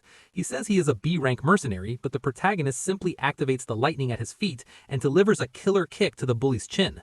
Thus, he flies away all crumpled, and when he hits the ground, everyone in the bar stops laughing. Some are scared, and others are interested. But Vulture's friends don't like this at all, and they cowardly join together to hit the hero. The problem is that a few more weaklings don't make a difference, so Subaru kicks the butts of all of them. In the end, the person who was interested came to praise Subaru, and he also introduced himself as Raymond, who is an A-rank examiner. The man asks what the hero has done, but since he is an E-rank mercenary, he says nothing much. The 3rd floor test is to take on various jobs as a mercenary and earn 10,000 AP. The problem is that completing an E-rank mission barely gives 50 of those, so players spend a year there. Raymond realizes that the protagonist is from another world and says there aren't many of them around. Even so, he says he can't give special treatment to the boy, especially since he is leaving. Subaru, however, knows a way to pass faster that he wants to test now. He says he can fulfill a man's dreams and explains that he is talking about making the Thunder Cave belong to the comrades. Raymond shouts immediately because only A-rank mercenaries take jobs there. But the hero knows that it is also a battle of pride between the two kingdoms. The Thunder Cave is a special floor on the 3rd level, which no mercenary or knight has managed to clear. Between the two kingdoms lies a giant mountain that both have been trying to conquer for decades. Conquering the Thunder Cave located there means gaining a passage through the mountain and achieving military advantage. That's why the hero says he will clear the place if he earns an A rank, a title. Raymond thinks a lot because the boy might take advantage, and the hero considers taking out the old man if he wants to cause trouble. However, that's not necessary because Raymond says he will write a letter of recommendation. After all, raids always need strong men fighting. Thus, Raymond warns that the protagonist needs to wait for the group in 5 days. Suddenly, 3 subscribers of the hero send a total of 35,000 credits for him to clear the dungeon alone. Unfortunately, in 5 days would be exactly when the tournament would end. Raymond, for his part, still says he can't believe it. He confesses that he challenged the cave when he was younger, but lost half of his group. Then he gives the letter, but the hero says this won't happen again, because he plans to go alone. Raymond shouts that the boy's crazy because the minimum to challenge the place is 20 people, but Subaru calms the old man a bit, giving the excuse that he doesn't want to use their forces, and he warns that he has no comrades, but for a short time. At the top of a mountain, Rina comments that she is increasingly impressed with how much the hero resembles Subaru. She watches the livestream and the protagonist says he won't take on other missions. In fact, he says he will stop streaming for a bit, and he simply turns off when Rina was enjoying watching on her way to the 3rd floor. But she also finds it funny because the real Subaru would do the same thing. He simply does what he wants, exactly as it would be if his former leader was a streamer. And since he somehow learned that the hero will also participate in the tournament, he thinks it's good to have a chat, and obviously hopes he won't manage to get the item. Later on the 3rd floor, Hatsuka praises the hero, happily saying that the protagonist has gotten the hang of imitating Subaru. If he also just took on some normal jobs, it wouldn't be fun to watch. Hatsuka asks what the protagonist will do next. Then he says he will hunt until the tournament starts. After all, he also wants to gauge how much thunder he can use with his current level, and then fight to prevent someone else from getting his companion's item. In the afternoon, Ginsaki Maoto of Blue Zone looks for Subaru, very irritated about having to talk to him. He doesn't care if the boy conquered the thunder because he didn't even want to be on this floor. Anyway, when he enters a bar, it's John who is waiting sitting with a good beer. The two sit down to talk, and the president says he knows Ginsaki wants contact with one of his streamers. Ginsaki, for his part, gets furious, just that the protagonist isn't there. John warns that he is taking care of his own business, but the Blue Zone guy doesn't think there's anything more important than his guild.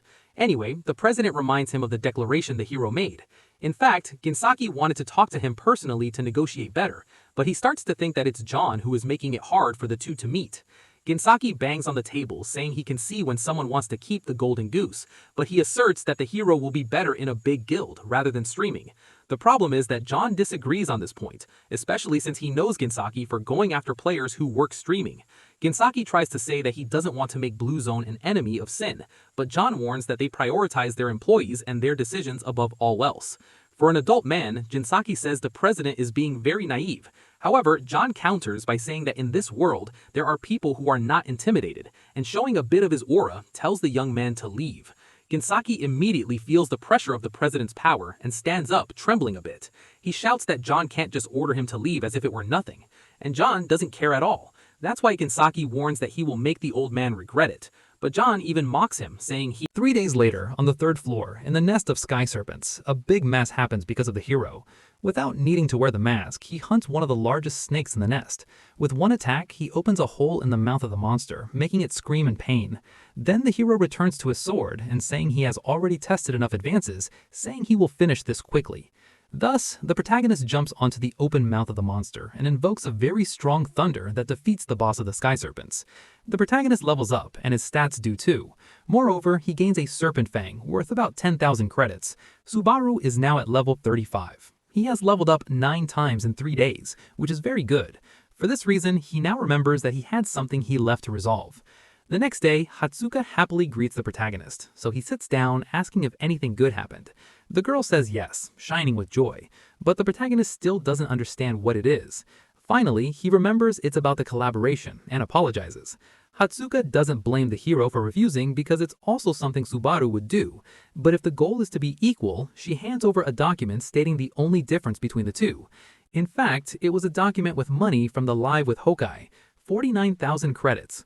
Hatsuka comments that she could have given this at any time, but she wanted to talk to the boy. She says she has a friend named Shijun, a gambling addict who taught her some things. Basically, he works with bets on who will win or lose. The higher the chance, the lower the payout, but it's also a more guaranteed return.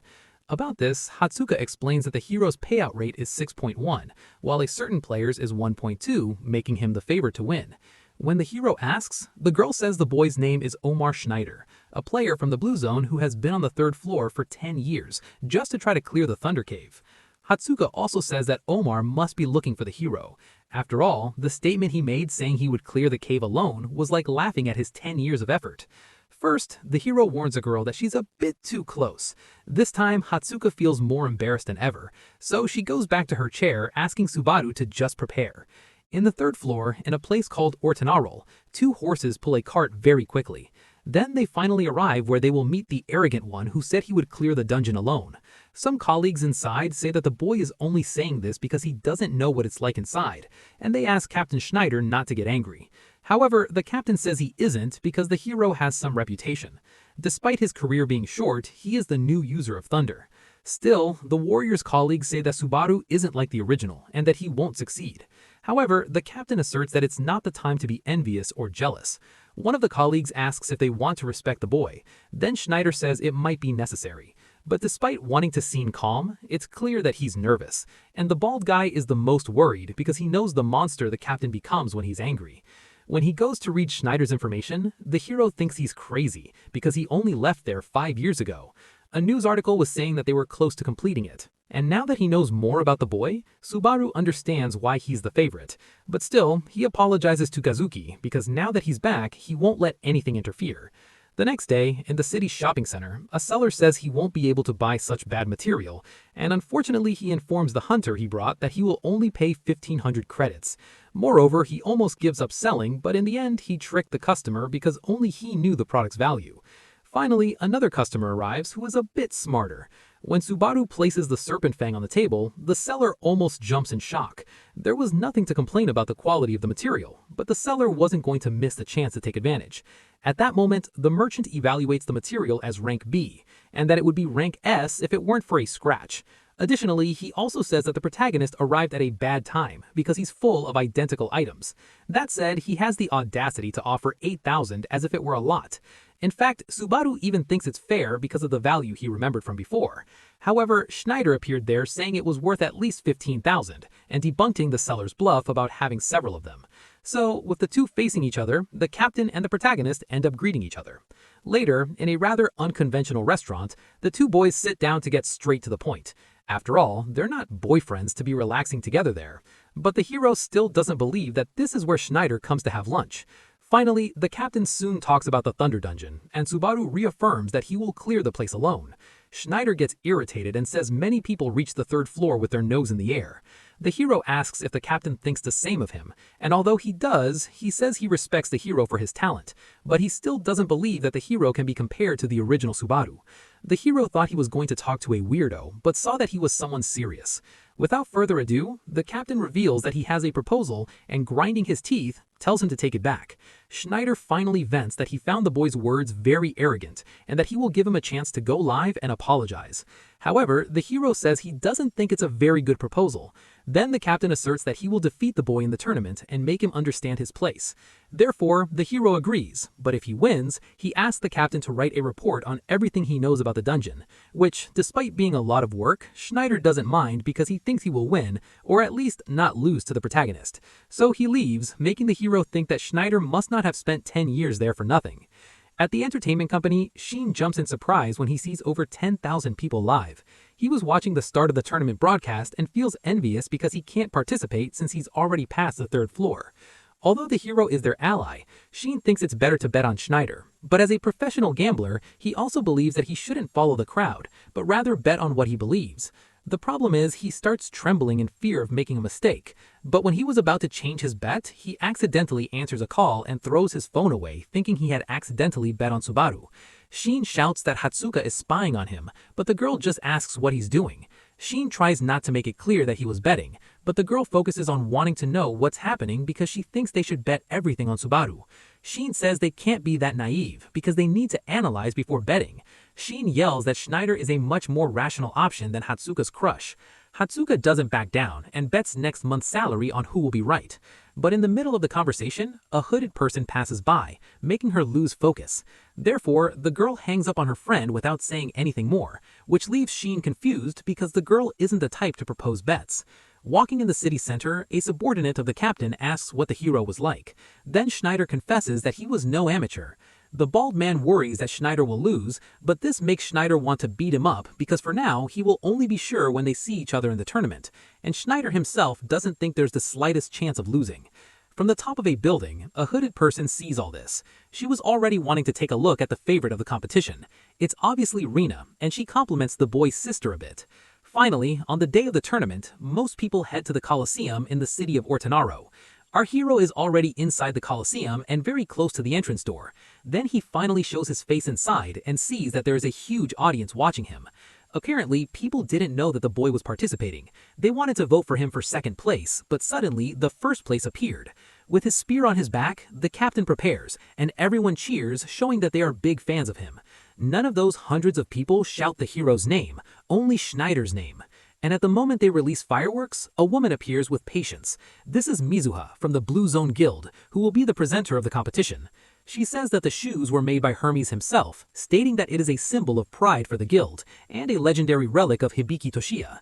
Then she invokes him to show everyone. Therefore, the hero mentally asks Toshiya to wait a bit because he swears he will get those shoes back. In the audience, at least Hatsuka is there supporting, hoping he goes live. But strangely, a hooded person from before is next to her, and Hatsuka swears it's the same one she saw earlier.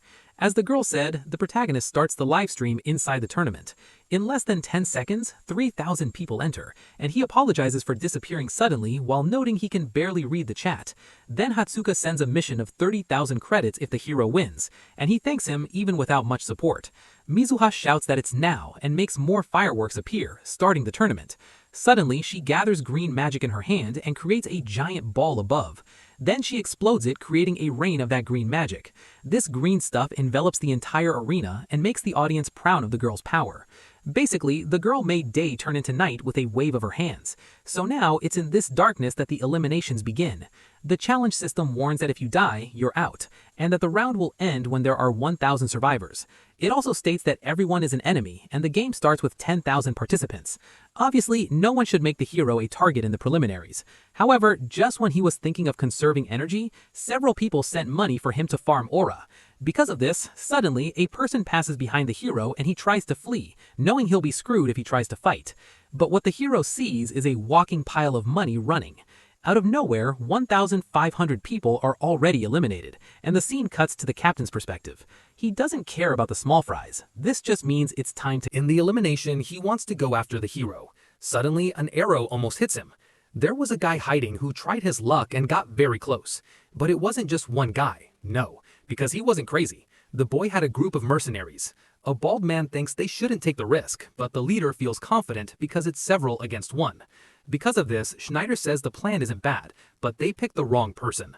Another bald man is the first to try his luck, but when he finishes speaking, his head disappears, and the guy falls to the ground lifeless, driving everyone crazy.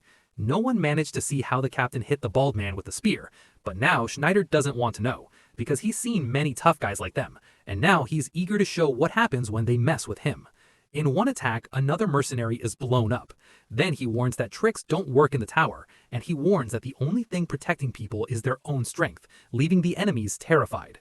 The image of the captain is what's being broadcast to the viewers. He cuts through several of the mercenaries with a single movement. Some tell their colleagues not to run because it's just an exam, but no one listens. Up on the stands, Rina understands that the captain is on another level and could become a great ranker when he climbs the tower.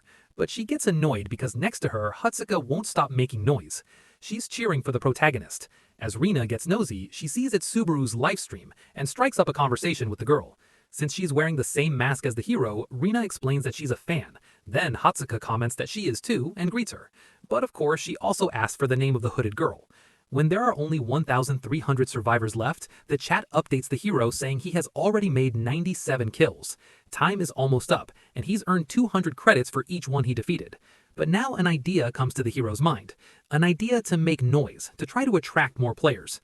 So using his sword and the power of electricity, he cuts down all the trees around him to show his position. And he cuts the ground too, removing the spot where he was standing.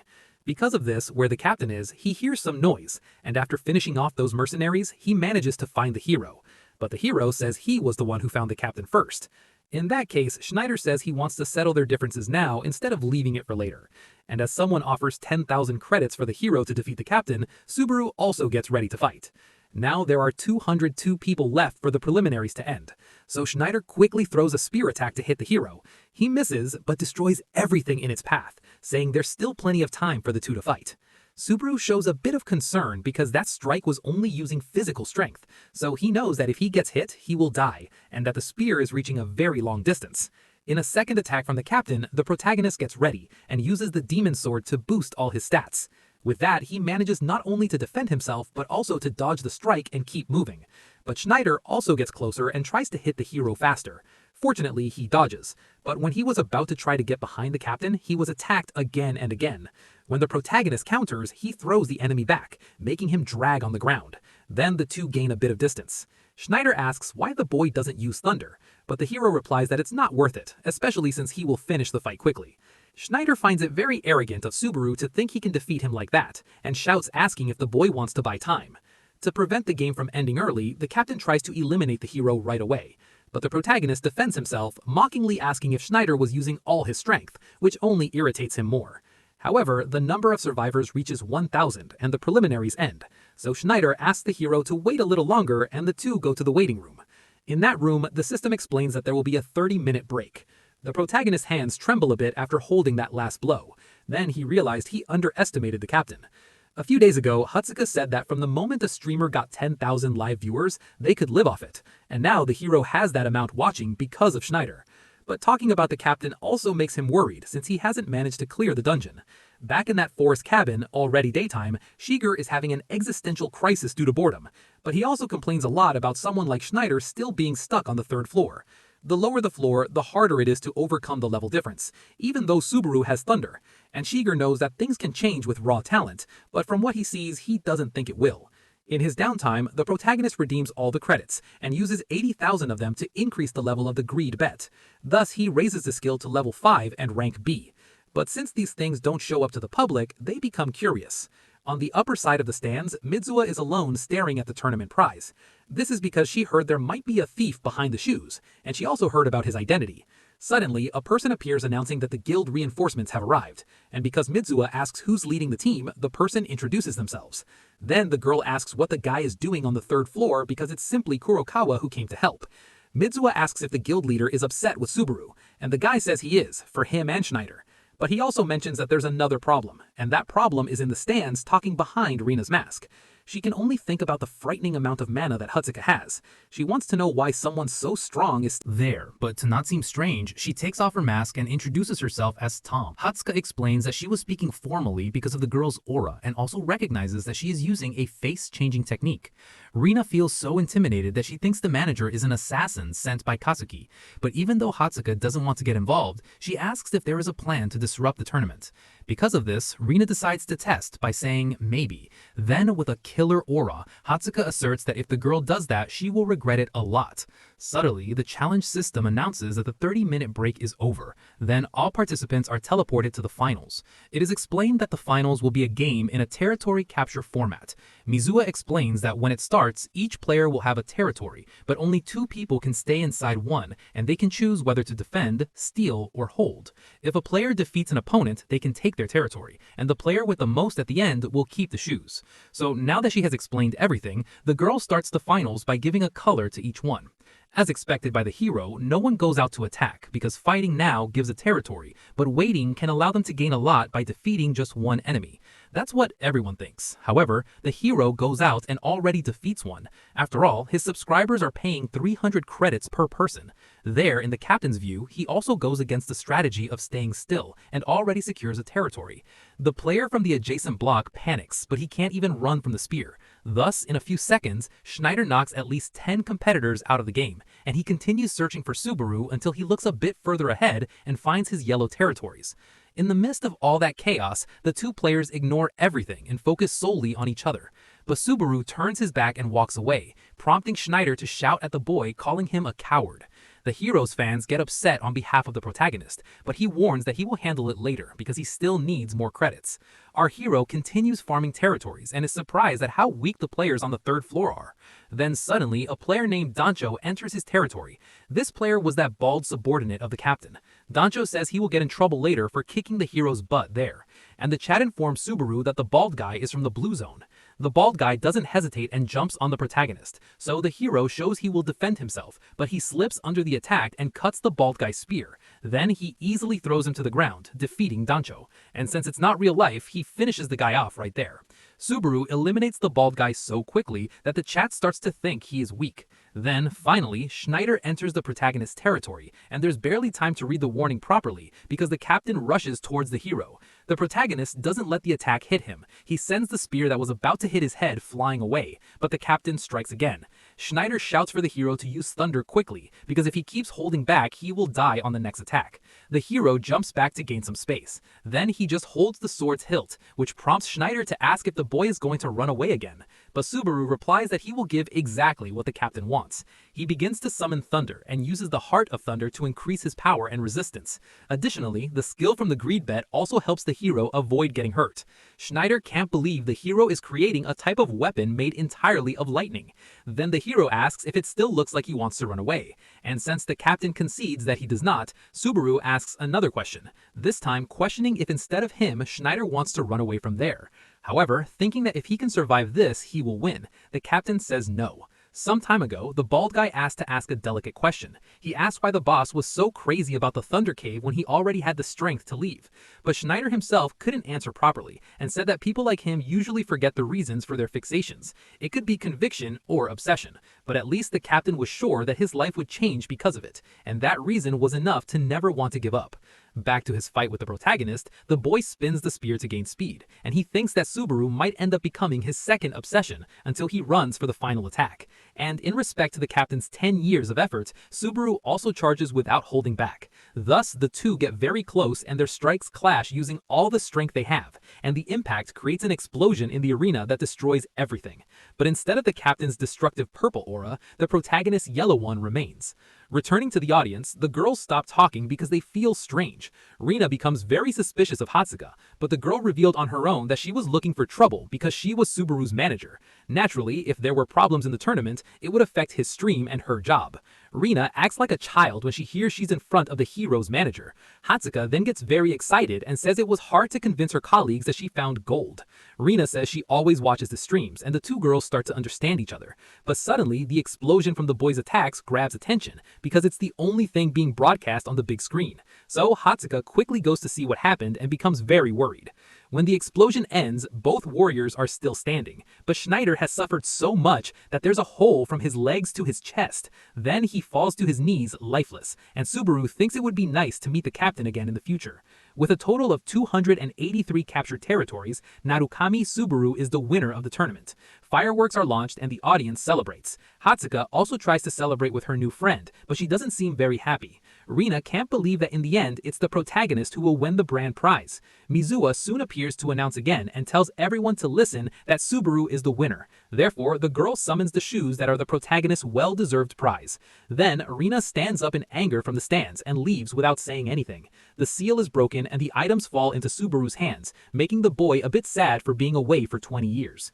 On a normal day 20 years ago, Toshio was screaming in anger because he had lost his shoes. A classmate asked why the boy was so irritated and said he was annoying, but he was wearing the little shoes on his huge feet. So, having already told them not to touch them, he kicked his friend, making everyone laugh, including Subaru. In the chat, some people say the hero should sell because he is a mercenary, but he says he won't, leaving the host confused.